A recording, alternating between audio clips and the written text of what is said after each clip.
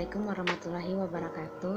Part ini saya akan menjelaskan bagaimana cara menggunakan aplikasi SPSS untuk bahas tentang mengenai langkah-langkah regresi.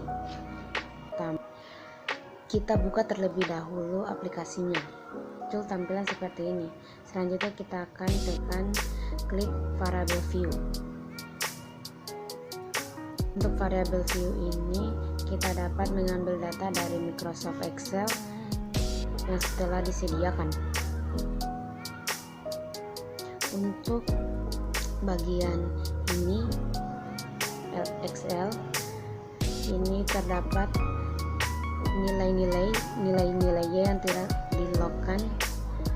Selanjutnya kita membuka kembali aplikasi SPSS dan mengisi data pada variable view-nya.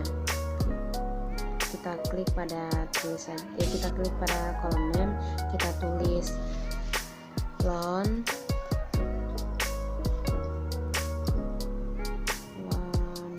Y, lalu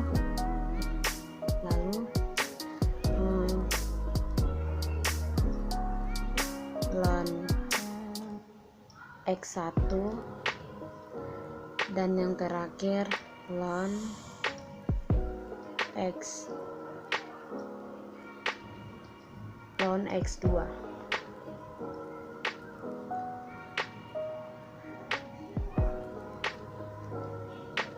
Kita isi pada kolom label untuk masing-masing namanya. Untuk label loan Y adalah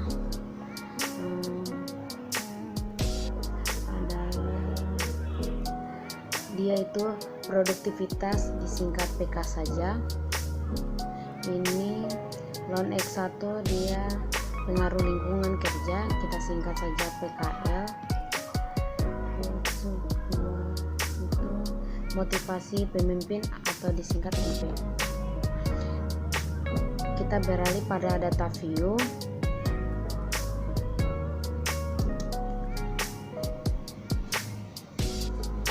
Masukkan nilainya dengan cara memasukkan data dari kopian yang ada di aplikasi Microsoft Excel, yaitu dengan cara blok semua datanya, lalu klik kanan,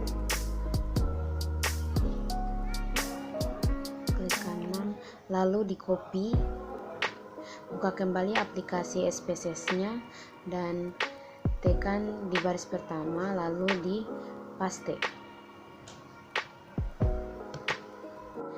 Ya, setelah lalu muncul seperti ini. Klik analis, terus klik regression, kemudian klik linear. Nah, akan muncul seperti ini. Untuk daerah independen, masukkan loan X1, loan X2. Setelah itu di dependen masukkan loan Y.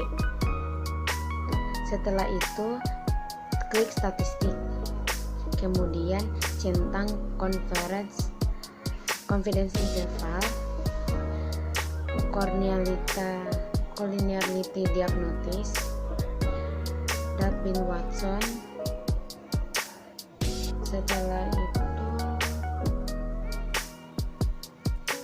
klik continue. Setelah itu klik post. Ini untuk Y masukkan spreadsheet dan X klik Zspread masukkan. Kemudian centang histogram dan normal probability plot, terus tekan continue, lalu klik OK. Kita tunggu hasilnya, ini masih memproses ya.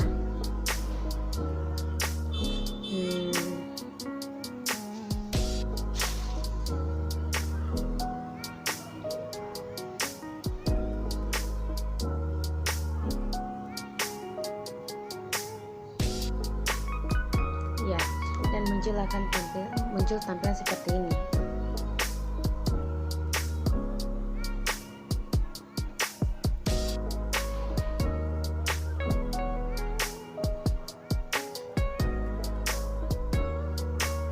Nah, setelah itu kita akan menguji, pertama itu adalah uji normalitas. Jadi untuk uji normalitas ini kita dapat melihatnya pada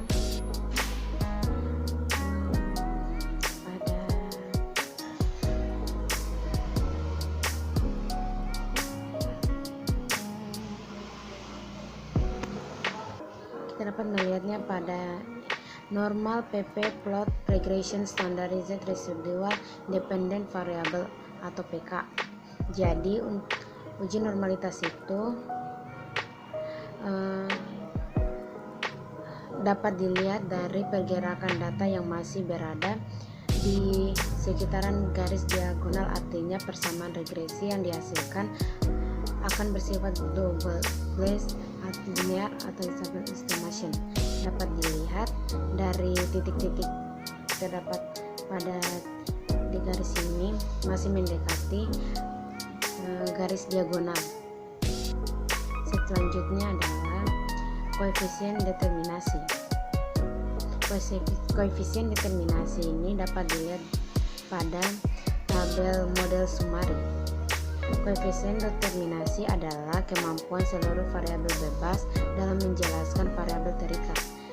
Koefisien determinasi R² sebesar 0,881 atau sebesar 88,1%, yang berarti bahwa kemampuan variabel X1 dan X2 dalam menjelaskan variabel Q adalah sebesar 88,1%. Sedangkan sisanya itu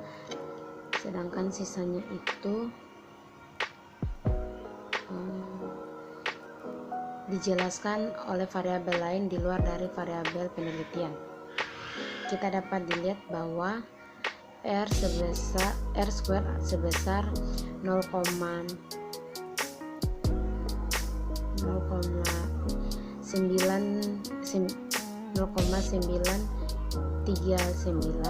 memiliki arti bahwa korelasi berganda adalah tinggi. Tingkat error yang dihasilkan dalam persamaan regresi ini 0,061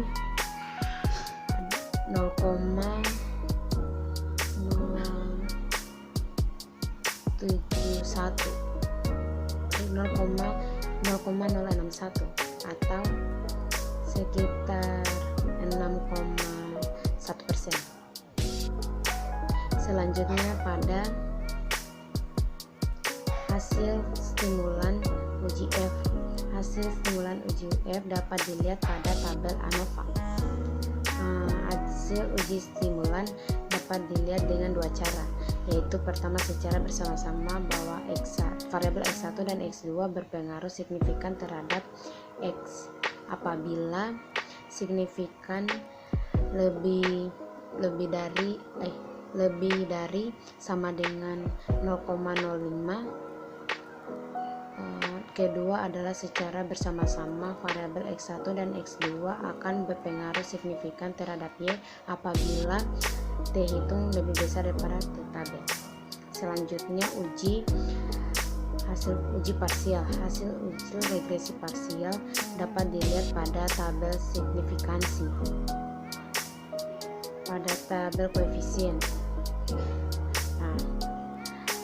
Hasil uji ini dapat dilihat dengan cara pertama, variabel X berpengaruh signifikan terhadap variabel Y apabila hasil signifikan lebih kurang dari sama dengan 0,05 atau di bawah 5%. Dan yang kedua adalah membandingkan T hitung dengan T tabel.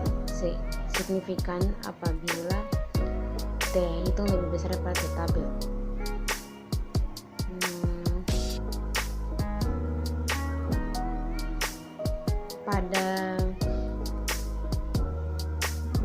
Pada tabel koefisien, beta memiliki tanda positif dan negatif, disebut dengan koefisien regresi. Positif artinya di antara variabel X dan Y adalah hubungannya searah. Jika X naik, maka Y naik, bahkan sebaliknya. Selanjutnya pada uji linearitas.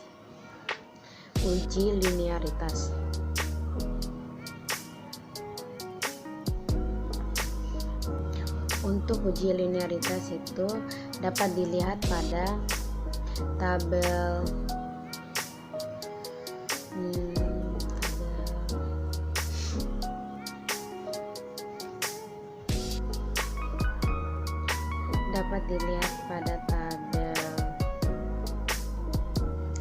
ANOVA di sini.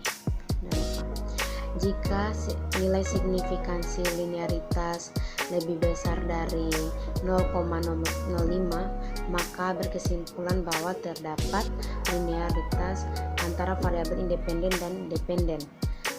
Asumsi yang kedua itu jika nilai signifikan kurang dari 0,05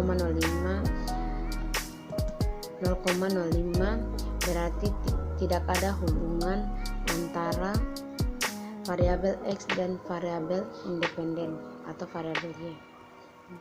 Mungkin itu saja yang dapat saya sampaikan dari part ini dengan tema bagaimana cara meregresikan pakai aplikasi SPSS. Lebih dan kurangnya mohon dimaafkan. Saya akhiri dengan ucapan wabillahi taufiq walhidayah. Wassalamualaikum warahmatullahi wabarakatuh.